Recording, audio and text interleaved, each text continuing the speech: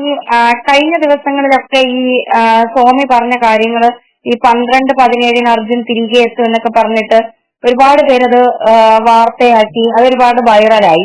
പക്ഷെ പിന്നീട് സ്വാമിക്കെതിരെ വലിയ തെറിവിളികളും പ്രതിഷേധവും ഒക്കെ ഉണ്ടായി. എന്താണ് അതിനെക്കുറിച്ച് പറയാനുള്ളത്?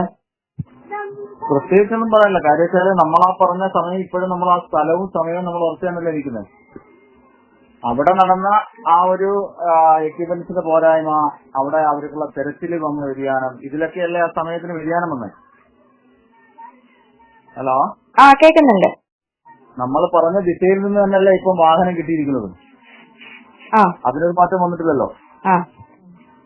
ഇതിപ്പം പ്രതികരിക്കുന്നവരോട് നമുക്ക് എന്താ പറയാനുള്ളത്? പ്രത്യേകിച്ച് ഒന്നും പറയാനില്ല. പ്രാവശ്യമല്ലല്ലോ നമ്മൾ പ്രവചനം നടത്തിയിട്ടുള്ളത്. ഇതുവരെ നടത്തിയിട്ടുള്ള പ്രവചനങ്ങളൊന്നും തെറ്റിയിട്ടില്ലല്ലോ.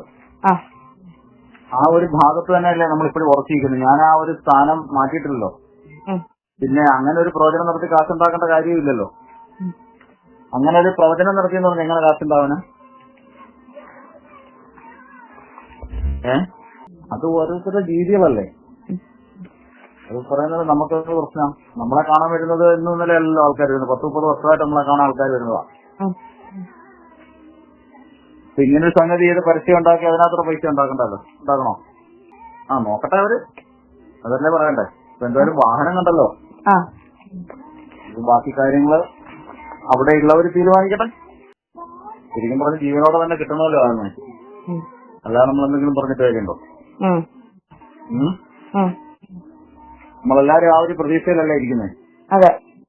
അർജുന്റെ തിരിച്ചുവരാൻ വേണ്ടിട്ടല്ലേ എല്ലാരും ഇരിക്കുന്നത്. അപ്പൊ അതങ്ങനെ തന്നെ ആവട്ടെ എന്ന് നമുക്ക് പ്രാർത്ഥിക്കാം.